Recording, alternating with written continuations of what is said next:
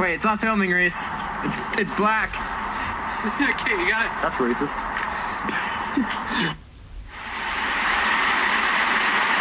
Thank you, Centaur.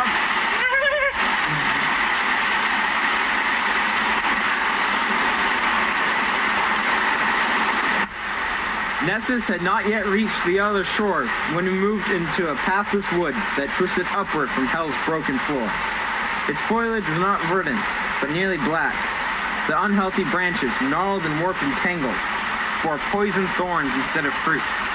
The track of those wild beasts that shun the open spaces men tell between Cecilia and Cornetto runs through no rougher nor more tangled places. Here nest the odious harpies of whom my master wrote, how they drove Aeneas and his companions from the Strophides with prophecies of disaster. Their wings are wide, their feet clawed, their huge bellies covered with feathers, their necks and faces human. They croak eternally in the unnatural trees.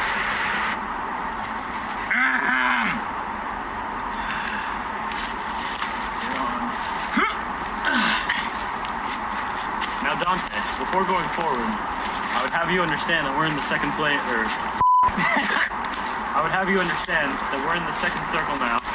Second round. Just start. Max said second circle. That's why. God damn it, man. But we're in the second round now, and we'll be until we reach the plane of burning sand. Therefore, look carefully. Therefore, look carefully, and you will see. Oh God! You will see things that, if I told you, would shake the confidence you placed in me. Okay, we don't know the next. I know here. Reading cries of lamentation. Okay. What do I tell me when to stop though? I heard cries of lamentation rise and spill on every hand, but saw no souls in pain and all that waste. And puzzled, I stood still. I think perhaps you thought I was thinking. Those cries rose from among the twisted roots through which the spirits of the damned were slinking to hide from us.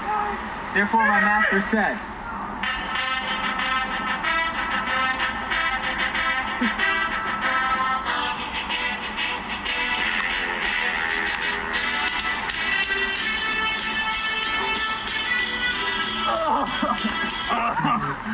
Oh, God. You're so heavy. I know, that's so much work.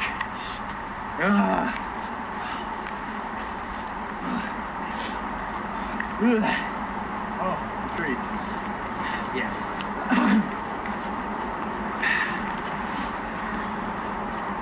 If you break off a twig, what you will learn will drive what you're thinking from your mind. I will break you. Why do you break me? Why do you tear me? There's no pity left.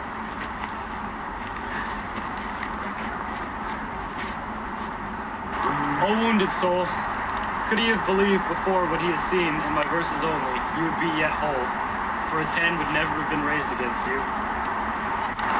But knowing this truth could never be believed till it was seen, I urged him on to do what grieves me now, and I beg to know your name, that to make you some amends in the sweet world when he returns, he may refresh your fame.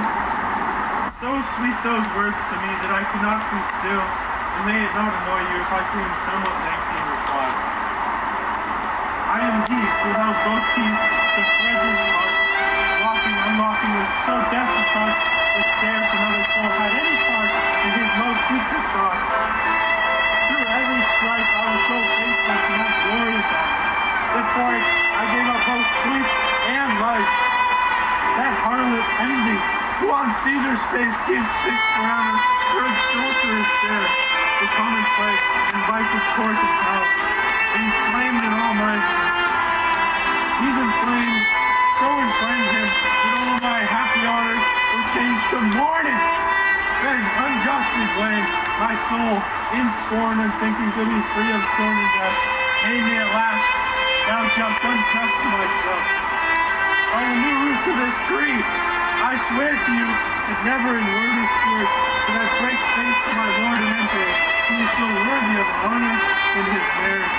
If either of you return to the world, speak for me to vindicate in the memory of man one fate from the flows of envy.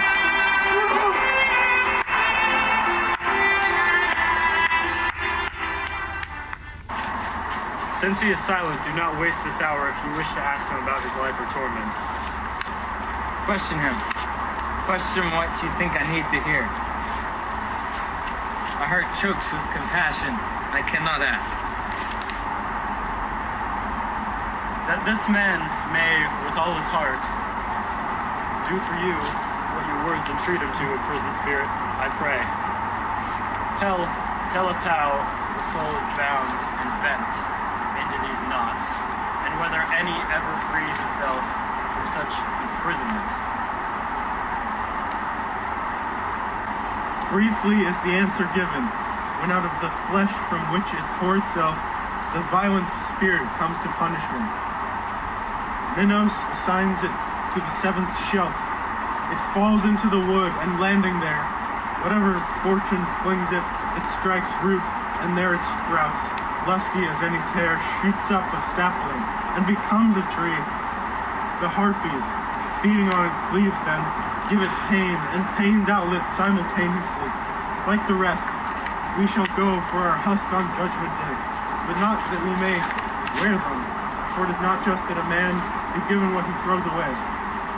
Here shall we drag them, and in this mournful glade our bodies will dangle to the end of time, each on the thorns of its tormented shade. We waited by the trunk, but it said no more. And waiting, we were startled by a noise that grew through all the wood. Just such a roar and trembling as one feels when the boar in chase approach his stand. The beasts and branches crashing and clashing in the heat of a fierce race. And there on the left, running so violently they broke off every twig in the dark wood. Two naked race were plunging by me. One hid in the bush, and at his back, the wood leaped with black bitches, soft, swift as greyhounds escaping from their leash. And all the pack sprang on him. With their fangs they opened him and tore him savagely, and they withdrew, carrying his body with them, limb by limb.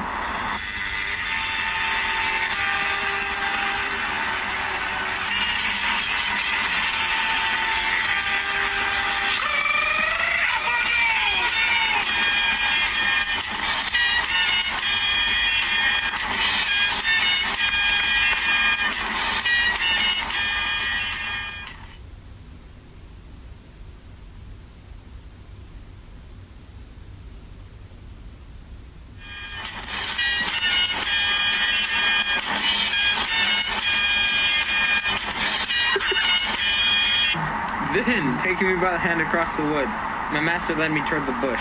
Lamenting, all its fractures blew out words and blood. O Yakima de St. Andrea, what part have you gained in making me your screen? What part had I in the foul life you led? O bush, ye of leafy pastures, tell me, who are you, whose blood blew through your wounds? Tell me, spirit, who are you? You, who have come to see how the outrageous mangling of these hounds has torn my boughs and stripped my leaves from me. Oh, heap them round my ruin. I was born in this city that tore down Mars and raised the Baptist. On that account the God of war was sworn, had sorrow shall not end. And were it not that some things of his image still survives, on the bridge across the Arno, some have thought, those citizens, who of their love and pain afterwards rebuilt it from the ashes left by Attila, would have worked in vain. I am one who has no tale to tell. I made myself a gibbet of my own lintel. Two torn and naked race went plunging by me. The leader cried, guys, that scene was horrible. We need to restart that complete. How do you delete a scene? I was trying not to laugh the whole time. Your wounds, your blood. No! Is he a whale? What's happening? I don't understand.